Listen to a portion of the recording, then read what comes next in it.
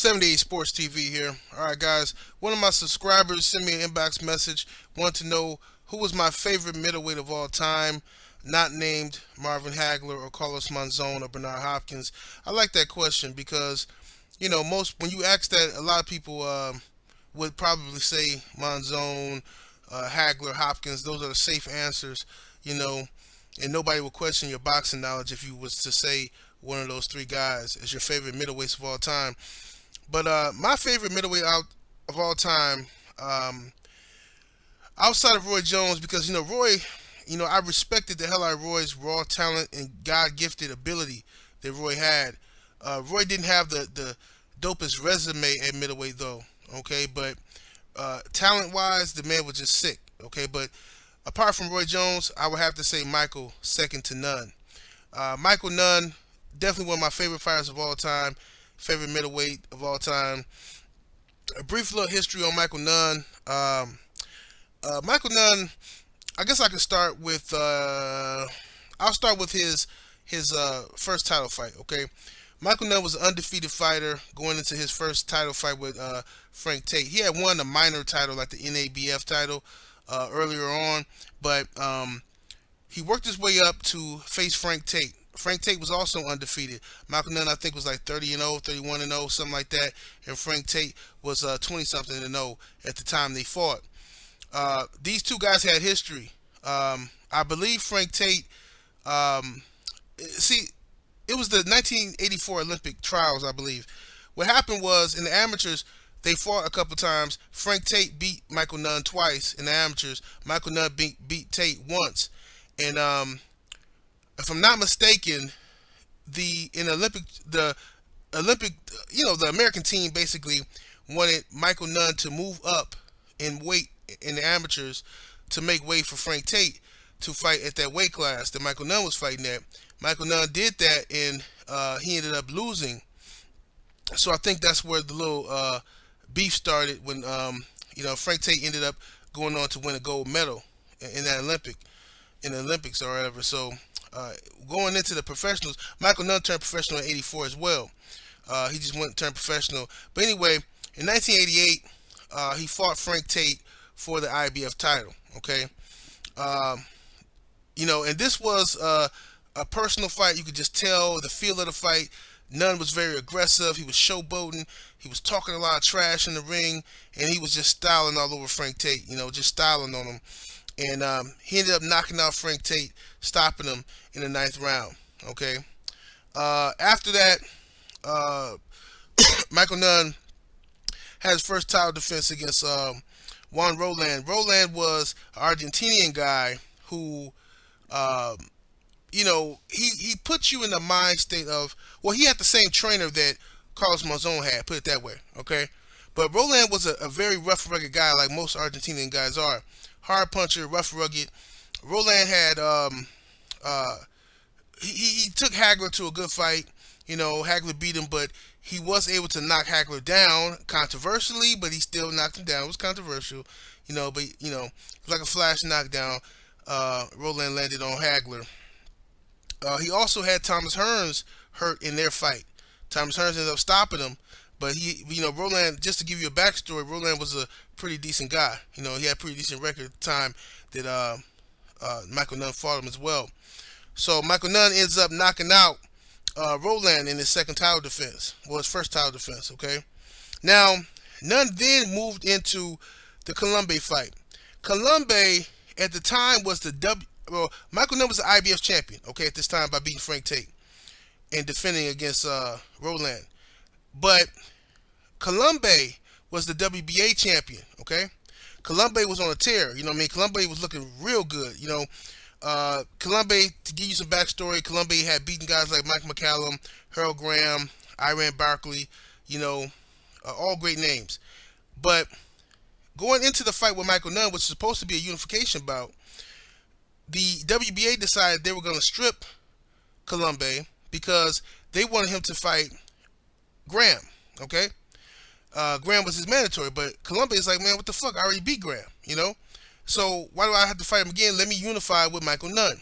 But The WBA saw fit, like they always, the sanctioned bodies bullshit.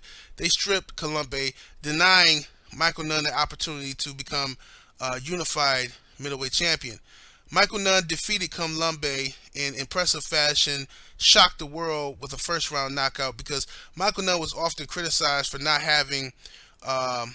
being a big puncher. You know what I'm saying? Even though he was knocking people out, they were just saying, he wasn't doing it in devastating fashion. It was taking him too long to get rid of guys.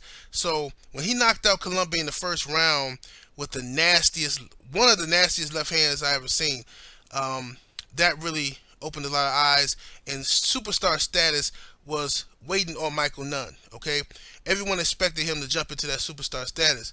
Okay, Nunn then fought Iran Berkeley, the former WBC middleweight champion.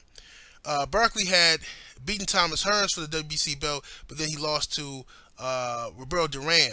Okay, so Berkeley lost to Duran before he fought Michael Nunn, I believe. So Nunn beats Berkeley. It was a good fight, good close fight, but Nunn. This is the fight that I started to get nervous about Michael Nunn. Okay, because prior to that, I had watched Michael Nunn from a child. Me and my father would watch Michael Nunn's fights, and he always just styled on people, just looked like he was just in a whole nother planet than other people. But the Iran Berkeley fight, Berkeley, we all know he's a rough, rugged guy. Nunn made that fight closer than he had to. Nunn, it's like he was almost. I don't know if the Colombe fight, winning by knockout in the first round, had some effect on this or what, but uh, Berkeley and Nunn were in this war of words in the build-up of this fight. And Berkeley talked a lot of shit. And I don't know if he got into Nunn's head, but Nunn went into that fight and was standing like toe to toe with Iran Berkeley too much in the fight. He boxed in spots. He could have easily beaten Berkeley by just being a boxer, being an outboxer. But Nunn was often criticized as a runner. People called him a runner all the fucking time. This is way before they call guys runners now. They call him a runner, and he's scared and all this stupid shit. And I think that might have played a role in how he fought Iran Berkeley. And ironically, when he fought Iran Berkeley in a rough, rugged fight, he won the fight, majority decision, but he was criticized by the same people who called him a runner, now said he fought stupidly, against Iran Berkeley because he was in toe-to-toe. Whatever. Hypocrisy. Y'all know how it goes.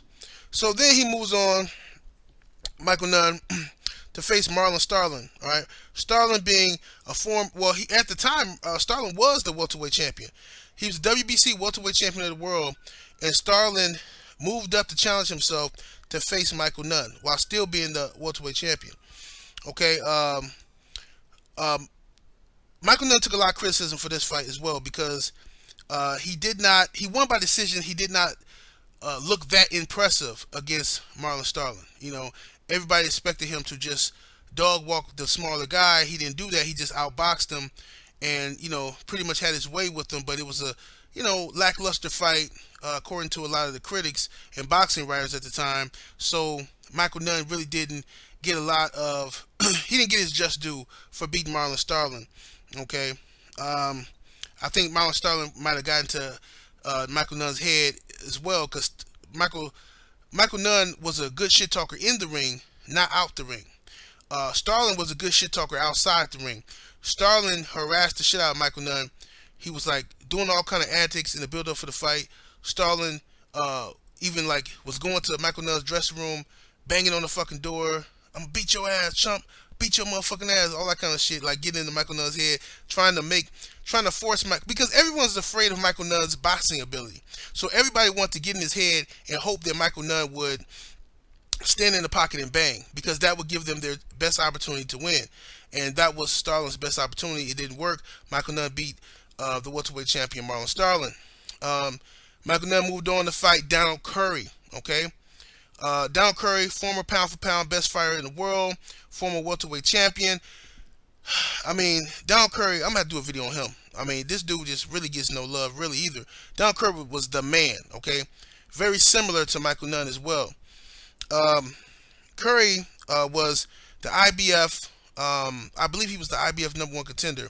The IBF ordered the fight for whatever reason. They ordered. I can't remember who Curry beat to become the #1 contender, but I know the IBF ordered Michael Nunn to face Donald Curry. Now, everybody wanted to see how Donald Curry would look on his comeback. He was still regarded by many people as, the uh, one of the best or the best pound for pound fighter in the world. Okay, and a lot of people picked him to beat Michael Nunn. They picked Curry to beat Nunn. Okay, even some of Nunn's so-called friends were like, "Man, I don't know if he can beat Curry." Okay, Michael Nunn styled all over Donald Curry. Okay, he knocked out Donald Curry in 10. So he knocked out Donald Curry in 10. Everything was looking up and up, and I skipped over some stuff. Um, you know, in the build-up for, I think it was the Starling fight. In the wake of the Starling fight, Michael Nunn was going through a lot of shit. Okay, personal problems, managerial problems, promoter problems, because he was being handled by the Goosen family at that time. And then at that time, the Goosen family, like, they was like the mafia. Them motherfuckers you had Dan Goosen training, you had the other fucking Goosen as the promoter, you had the other fucking, I forgot all their names, the other Goosen, you know what I'm saying, being a manager. Like, it was just ridiculous. Like, they was all over the place. They had a family network, and Michael Nunn was working with them, but for whatever reason, I don't know all the details, but Nunn had a lot of problems with the Goosens, and he was debating on leaving them. He actually did leave them, and this was, I think, while the Starling fight was going on. In the build up to that, he had a lot of managerial problems like 3 weeks before the fight, but he still was able to beat Marlon Starling, and a lot of people were just criticizing Michael Nunn because he didn't walk right through the smaller Starling. All right, so then of course he beat Donald Curry. Now we go into the James Toney fight. Okay, Michael Nunn at this time, people want to see him fight Reggie Johnson. Right, and the whole time. Not just Reggie Johnson, but Michael Nunn wanted to fight Ray Leonard. He wanted to fight Thomas Hearns. He wanted to fight Roberto Duran. He wanted a shot at one of these big name guys because everybody wanted that. He wanted the big payday. And then the sports writers and everyone, the commentators, HBO, Showtime, everybody was criticizing Nunn for not making the big bucks and not being this big draw. But the guy was undefeated. He was doing his thing. Nobody could touch him. But they're criticizing the guy for not having this big draw. I don't know why Michael Nunn wasn't the big draw. I suspect it was probably because of the negative commentary that often went with a lot of his fights. The notion that he was a runner and he would take rounds off sometimes. And that can rub people the wrong way. But anyway, on to James Toney. Michael Nunn fought James Toney, and instead of Reggie Johnson, he fought James Toney. James Toney was ranked number 5 at the time, and by the IBF. And Toney was an undefeated fighter, of course, and nobody expected James Toney to beat Michael Nunn. Nobody. Okay, Michael Nunn was styling all over James Toney, outboxing him, throwing combination. He would land here and there on him, but Toney had good defense. But it was clearly, obviously, Michael Nunn was winning the first half of that fight. Second half of the fight, James Toney started to find Michael Nunn a little more. Right? I saw James Toney throwing right hands that was clipping and hitting flush on Michael Nunn's chin, and it was pissing me off that Nunn was not making any adjustments. That's one thing about Michael Nunn. He didn't make very good adjustments, and I can admit that. He didn't make very good adjustments in the ring. Either he beat you with his skill set, or that was it. He didn't make, he would not take away your best weapons. That was not something he was very good at. So anyway, I think at the time, Michael Nunn was training with Angelo Dundee at this time. So James Toney started landing these right hands. Michael Nunn's not making any adjustments, and then next thing you know, James Toney throws the right hand and then follows it with the left hook and puts Michael Nunn down. I think that was like the 10th or 11th round. I think it was the 11th round of the fight. And Nunn gets back up, and he's wobbly, and this is over. And the referee was just dumb as fuck. Like they should just stop the fight. Michael Nunn is all over the fucking place. Angelo Dundee had to throw in the fucking towel. He's getting dusted off. James Toney hitting him in the back of the head and shit. No, I'm not making no excuse. James Toney knocked his ass out. I'm just saying, but So after that, Michael Nunn to me was never really the same. His star power, the light dwindled. You know what I mean? It's like he was always there at the edge of the cliff, about to become a superstar, and it just never happened because every like the big guys wouldn't give him an opportunity. I'm talking about the big name guys, the Durans, the Hearns, and the Leonards wouldn't give him an opportunity. And it was even said by Marlon Starling. They asked Marlon Starling once, I remember, about Sugar Ray Leonard. Should Sugar Ray Leonard fight Michael Nunn, and can he beat Michael Nunn? Marlon Starling said no. Sugar Ray Leonard is a smart businessman, and he wouldn't put himself in that position fighting a guy like Michael Nunn. Okay. Now, this is boxing politics. The same politics that we complain about today was going on then in the late 80s, early 90s as well, when you have other guys like Mike McCallum who never got a crack at the big name guys either. So it's politics, man. So while the commentary and the commentators and the sports writers criticize Michael Nunn for not making millions of dollars and being this big draw, they would not criticize the big name guys for not fighting him because they feel like, well, Ray Leonard has done so much in boxing, he doesn't have to do shit. You know what I'm saying? Duran has done so much, he don't have to do shit. Hearns has done so much, he don't have to do shit. And as long as that attitude was there, the torch couldn't be passed to any of these young guys like Michael Nunn. So Michael Nunn, after the Toney defeat, to me, he just wasn't the same. He won some fights, He went up to 168. He won like 6 fights in a row. He beat Cordova twice to be the WBA super middleweight champion of the world. He ended up losing again. He lost to Steve Little, Lightning Little, who was like the Gabe Rosado of his day. A guy who got a bunch of losses, but he's always in the fight with everybody. You know what I'm saying? Nunn lost to him. Nunn went up and challenged for the light heavyweight title as well, and he was not successful. But overall, Michael Nunn had a great career. He finished his career at 58-4, and it was a real good career, man.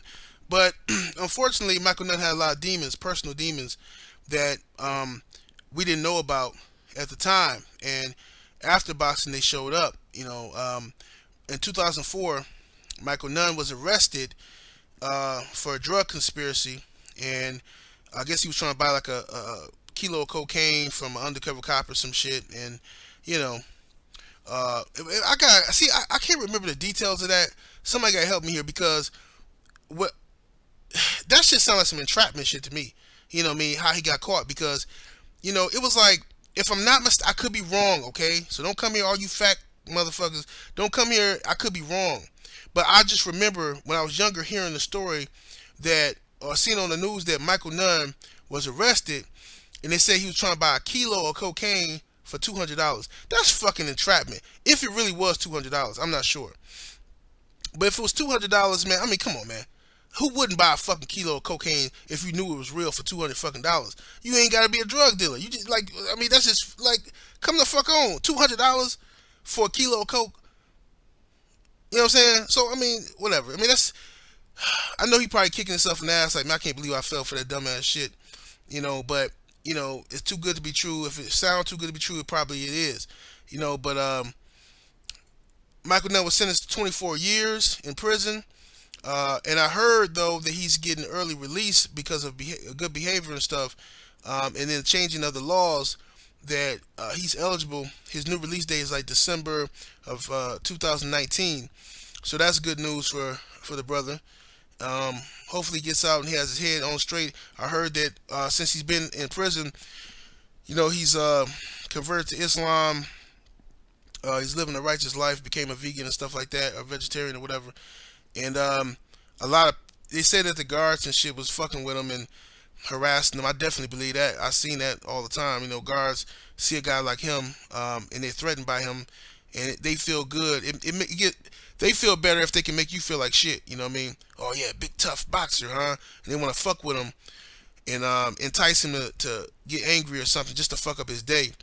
So last I heard, he got some type of injury from handcuffs that these guards put on him and fucked up his right wrist. So right now him and his lawyers are fighting to get him medical uh, treatment for that wrist. They transferred him out of one prison in the middle of the night to another prison, to keep him quiet allegedly, so that he would stop filing complaints against these officers. But if Michael Nunn or his people are listening, just hang in there, brother. You got a few more years left, 3 more years, and you're coming home. So to my subscriber, that is my favorite middleweight fighter of all time, Michael Nunn. 78 Sports TV, and I'll holla.